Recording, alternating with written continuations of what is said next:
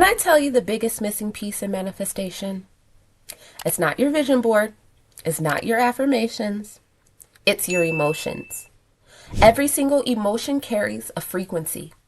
And that frequency is literally shaping the reality you attract. Today, I'm going to walk you through the emotional map of consciousness, show you what frequency your emotions are broadcasting, and how to start climbing the scale to shift your reality. Every single emotion you feel is more than just a mood. It's a measurable vibration. Dr. David Hawkins, a psychiatrist and consciousness researcher, spent decades testing thousands of people with muscle testing and kinesiology to measure the energy of emotions. His work showed something incredible. Our inner state is quantifiable and it's predictive. He found that whole societies, companies, and relationships change as the dominant vibration shifts. You're not manifesting from the words you say. You're manifesting from the emotional state you live in most of the time. For context, on Dr. Hawkins' scale, shame vibrates around 20, love vibrates at 500, peace is about 600, and enlightenment is 700 and above. But I don't just want to throw numbers at you. Let's talk about what those levels actually create in real life. Emotions aren't good or bad. They're simply energy states. But here's the key. The lower states tend to attract limitation and struggle, while the higher states open flow, support, and expansion. Dr. Hawkins breaks the scale into two main zones, force and power. The lower levels, shame, guilt, apathy, grief, fear, desire, anger, pride, those are all force states. They drain your energy and keep you in survival mode. They can spark short bursts of action, but they don't sustain real growth or align manifestation. For example, shame, which vibrates at 20, carries a deep sense of unworthiness. Life often mirrors this back through self-sabotage, toxic relationships, or opportunities that reinforce low self-value. Guilt, vibrating around 30, makes you feel undeserving. You might unconsciously push away money, love, or help. Fear, vibrating at 100, keeps you braced for danger, so you notice more threats, more setbacks, and proof that life isn't safe. Anger, vibrating at 150, holds more energy than fear. It can push you to act, but it's reactive, attracting conflicts and resistance. Pride, vibrating at 175, feels strong but fragile. It's driven by ego and comparison. So success here often feels unstable or unsatisfying. Then we reach courage, the first true power state. Energy starts flowing. You feel capable, open to possibility, and willing to take aligned action. Then we reach courage, 200, the first true power state. Energy starts flowing when you hit courage. You feel capable, open to possibility, and willing to take aligned action. From there, things begin to expand. Neutrality vibrates at 250. Life stops feeling like a fight. Willingness, 310. You become protective and ready to grow. Acceptance, 350. Resistance begins to drop. You step into greater power. Love, 500. Creativity flows, synchronicities arrive, and authentic abundance becomes natural. Peace, 600, and even beyond. You develop deep trust, effortless manifestation, and profound impact. The big idea is this. The lower levels operate through force, pushing, controlling, hustling. The higher levels operates through power, alignment, flow, and magnetism. Think of building a business from fear versus love. Fear says, I have to grind or I'll fail. It hustles, burns out, and often attracts chaos or clients that drain you. Love says, I feel safe, worthy, and excited to serve. It still takes action, but opportunities flow and support shows up almost magically. So when we talk about raising your vibration, we're really talking about moving out of force and into power. Here's where a lot of people get stuck, and it's something I had to unlearn myself. We're told to just stay positive if we want to manifest. But here's the truth. You can't fake frequency. Toxic positivity is pretending everything's fine when it's not. It actually keeps you stuck because the field isn't listening to your smile or your words. It's responding to the emotions that's really alive in your body. Trust me, I've been there. This isn't about wallowing in pain. It's about relief. When you stop pretending to be high vibe and finally name what's real, your body, it exhales. That exhale is the first step up the ladder. The real key is emotional honesty. Being willing to say, you know what? Right now, I'm afraid. Or I feel disappointed. Or even I feel angry. Why?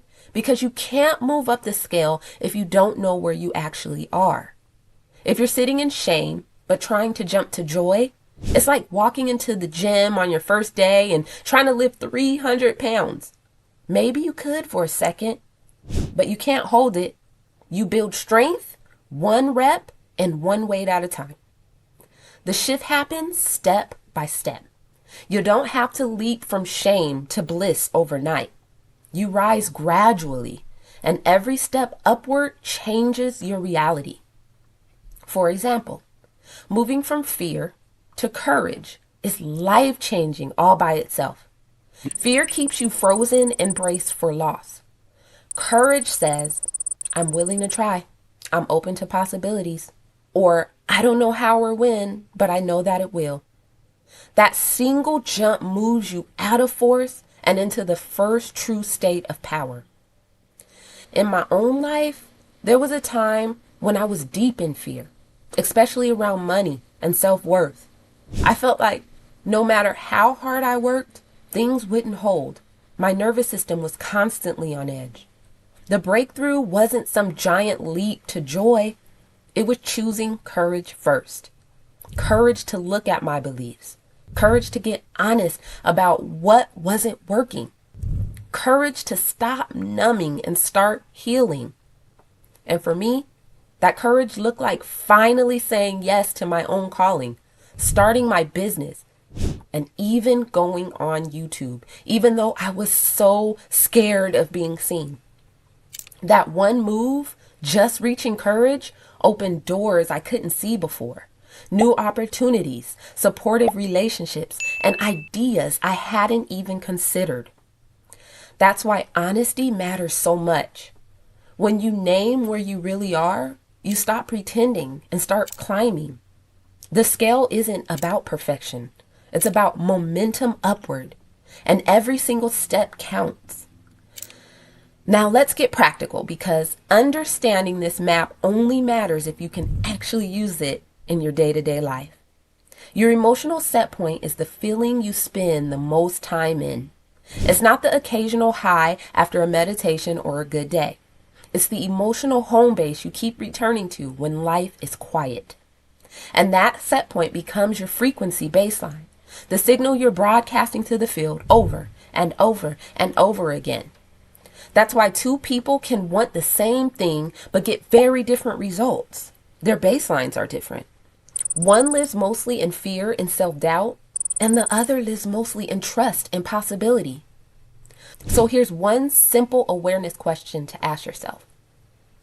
Where do I live most of the time? Fear, courage, or love? One way to know is by noticing your default self-talk and body state.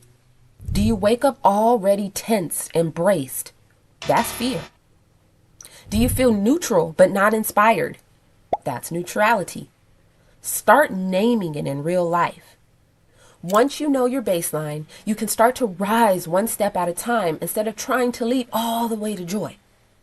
If you realize you've been living in fear, vibrating around 100, your next goal isn't to jump to bliss. It's to reach courage and start to vibrate at 200. If you're often angry, see if you can just simply move towards willingness or neutrality. Here's why this matters. Each upward step unlocks a different way the world meets you. When you shift from fear to courage, you stop bracing for disaster and start noticing possibility. Move from neutrality to willingness, and you suddenly feel open to growth and take actions you avoided before. Each move upward literally rearranges what shows up in your life. So awareness is the very first real power move. You can't shift what you won't name.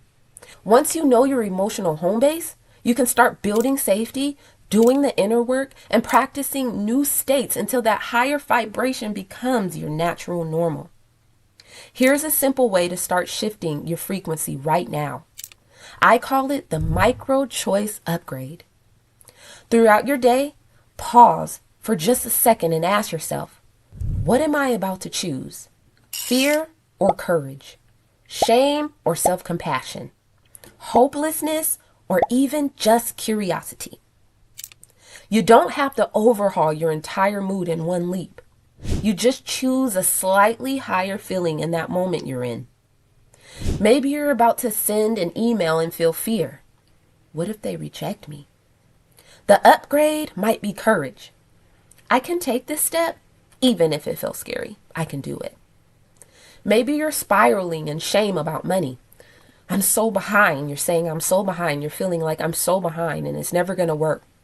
The upgrade could be self-compassion. I'm learning and moving forward, and that's enough for today. Each of those tiny shifts might seem small, but they're huge for your vibration because frequency isn't built in one big dramatic leap. It's built through hundreds of these micro moments. Every time you choose one level up, even a small move from fear to courage, from anger to willingness, you're training your nervous system to feel safe at a higher frequency.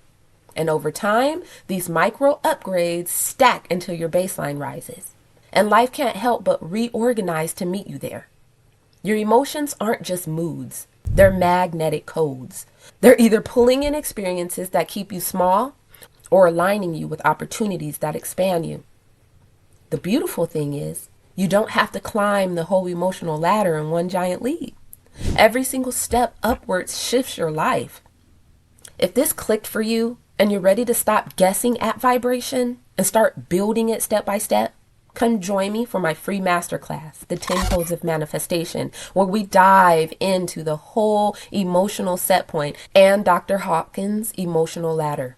I'll guide you through the deeper energetic and subconscious shift that raise my own frequency and give you a clear roadmap so manifestation finally feels doable, not random. You'll find the link below if your soul is ready for this work. And whether or not you join, remember this. Your emotions are your frequency, and your frequency is shaping your future. Choose it with awareness. Live from safety and worthiness, and let life rise to meet you. Thank you so much for joining me today.